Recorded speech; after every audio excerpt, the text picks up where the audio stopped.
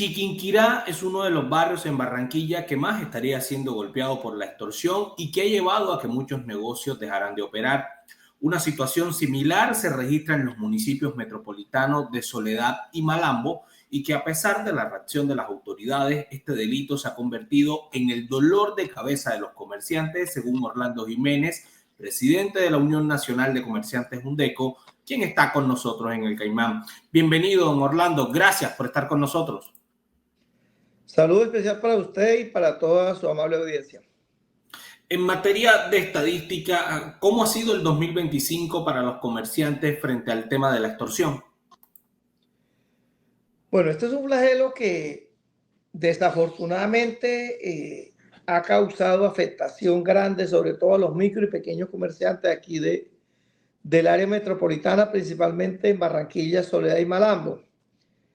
Flagelo que empezó a crecerse fuertemente en el año 2019 y que de pronto en ese momento no se intervino como se debió, no se gestionó como tenía que hacerse, y se ha causado pues lo que muchos conocen: afectación a lo económico, afectación a la vida, a la salud física y mental, y toda suerte de situaciones que ya hemos conocido en estos 6 años.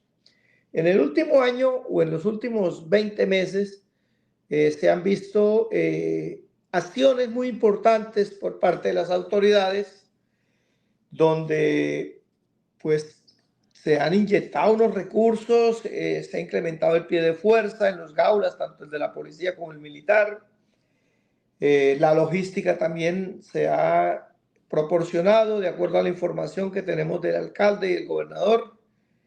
Y se han llevado a cabo unas estrategias y unas acciones por parte de las autoridades, en este caso el gaula de la policía y el gaula militar, donde hacen campañas en los barrios, negocio a negocio, en los parques, en las plazas públicas, en los centros comerciales, en las plazas de mercado. Pues esto ha ayudado un poco para que el comerciante sienta, la ciudadanía, que el Estado está muy cerca. Pero como podemos observar, pues no ha sido suficiente. A pesar del esfuerzo que hacen con las estrategias, la problemática continúa. Hoy pues tenemos afectación en unos barrios porque, bueno, en los últimos 2 años se presenta de esta forma. De pronto llegan, invaden un barrio o varios que están en su entorno, y ahí recogerán, no sé, algo, o por lo menos generan pánico y zozobra entre los habitantes del sector. Cuando el comerciante denuncia, pues la autoridad interviene y la problemática migra hacia otro barrio. Caso como el que está ocurriendo, o el que ocurrió hace unos 6 meses, 8 meses, en el Carmen, La Ceiba, el Valle y Buena Esperanza, donde tenían azotados a los comerciantes a punta de mensajes de texto, de llamadas y de panfletos. Pues las comerciantes, la mayoría denunciaron, la autoridad intervino, hizo seguimiento, dio con la captura de las personas y la problemática disminuyó considerablemente en esos sectores. Hoy se presenta fuertemente este mismo fenómeno en San Felipe, en El Silencio y otros barrios que están ahí contiguos.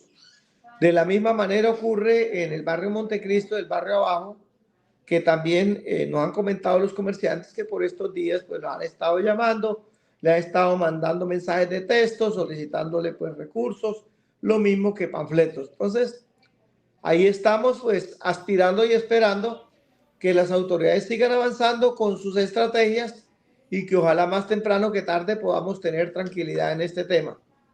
A nivel de estadística, don Orlando, por lo menos, no sé, en Barranquilla o incluso si tiene usted Soledad y Malambo, ¿cuántas denuncias se han registrado en lo que va del 2025? Es decir, ¿qué datos tienen ustedes o qué datos le ha entregado la policía? Bueno, nosotros lo que hacemos cuando el comerciante nos comenta que está pasando por esta situación es direccionarlo a los gaulas, ya sea al de la policía o al del ejército. En ese sentido, pues nosotros periódicamente recibimos a veces en la semana 2, 3 llamadas hay semanas que no se reciben, como hay semanas que de pronto se puede incrementar un poco, pero es por lo que acabo de comentar, que la problemática se concentra en un sector o en unos sectores y allí pues el comerciante busca asesoría y acompañamiento. En estos años, como para reforzar el tema, en el 2020, 2021 la problemática fue muy fuerte. Muchos negocios se vendieron a bajo precio, pero ya posterior del 2021, el segundo semestre, ni a bajo precio se podían vender. Entonces, el comerciante, al no poder soportar estos pagos ni esta presión, pues optó por cerrar definitivamente sus negocios.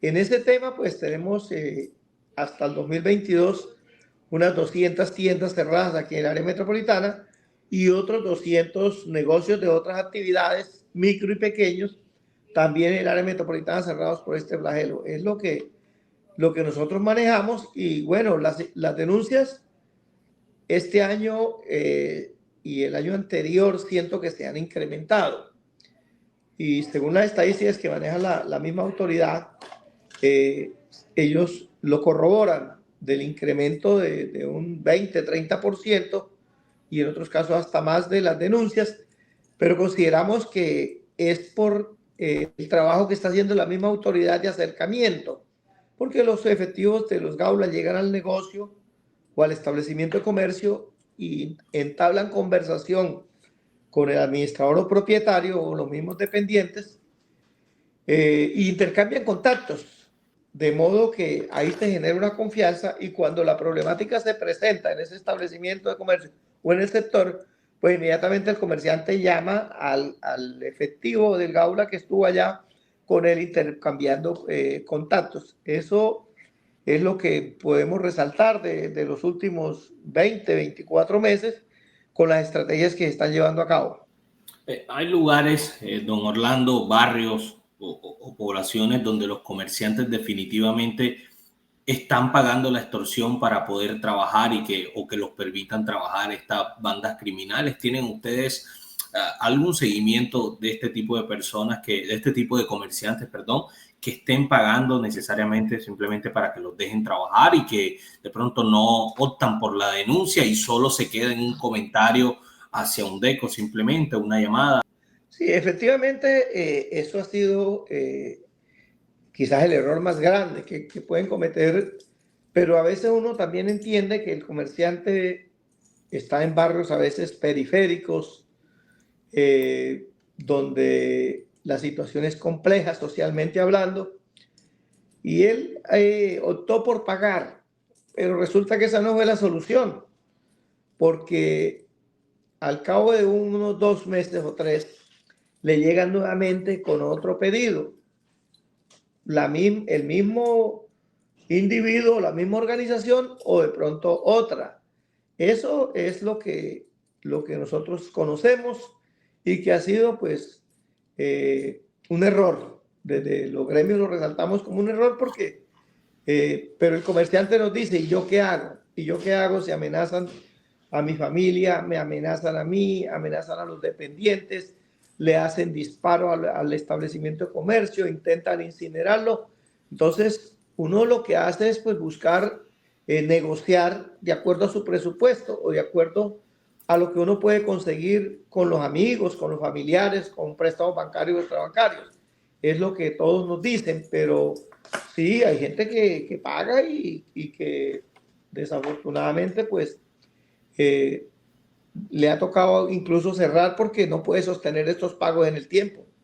¿Tiene el dato sobre sobre estos últimos meses, don Orlando, de cuántos negocios han cerrado por el flagelo de la extorsión en Barranquilla y municipios del área metropolitana?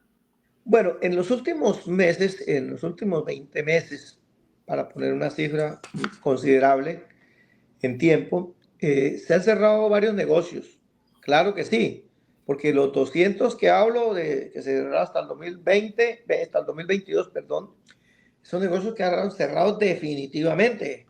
El comerciante se mudó de la ciudad para un pueblo, se mudó para otra ciudad, se dedicó a manejar taxi, a hacer acarreos o a hacer viajes en el mercado, a vender productos estacionarios o de forma ambulante, a hacer otra actividad. Los que se han cerrado en los últimos 20 meses, la mayoría de ellos han sido abiertos nuevamente al público. Lógico que duran cerrados 15 días, 20 días, un mes, 2 meses, pero posteriormente el comerciante, cuando siente que la autoridad lo está acompañando, toma la decisión de abrir. Pues de estos casos, más del 70% se han vuelto a abrir. Todavía hay uno que otro que está quedando cerrado, pues desde luego el miedo, el temor a represalias o a que atenten, pues no deja que lo vuelvan a aperturar, pero se han abierto la mayoría de ellos. Hay unos que quedaron cerrados, pues esperando que de pronto la situación mejore, que haya un mejor clima de seguridad para volverlos a aperturar, pero no ha sido fácil. Don Orlando, usted dijo algo que me llamaba mucho la atención. Hay sectores en que viven los tenderos que tienen dificultades sociales y ellos se las han manifestado, es decir, más allá de la inseguridad. ¿Ustedes le han trasladado esa problemática al gobierno distrital desde UNDECO? Sí, efectivamente, nosotros en las reuniones que tenemos con las autoridades aquí locales, departamentales y nacionales, manifestamos muchas realidades sociales que se viven en varios barrios aquí de Soledad, de Barranquilla y de Malambo, donde los jóvenes con dificultades a veces porque no tienen forma a veces de estudiar o de trabajar, necesidades insatisfechas que hay en los sectores, son instrumentalizados o utilizados para llevar a veces el panfletico a la tienda, a la panadería, al restaurante, a la miscelánea, a la refresquería, a cualquier establecimiento de comercio, y muchas veces cogen jóvenes que son inimputables. Entonces, eso pues lo hemos visto y lo hemos resaltado, de cómo utilizan en esos sectores donde hay condiciones socioeconómicas difíciles, hay problemáticas sociales, hogares disfuncionales, y los jóvenes pues que están a veces sin ingresos o sin hacer nada, pues los cogen y los utilizan para esta situación. Don Orlando Jiménez, presidente de UNDECO, gracias por estar con nosotros en el Caimán. No, ustedes muy amables, un resto de día feliz.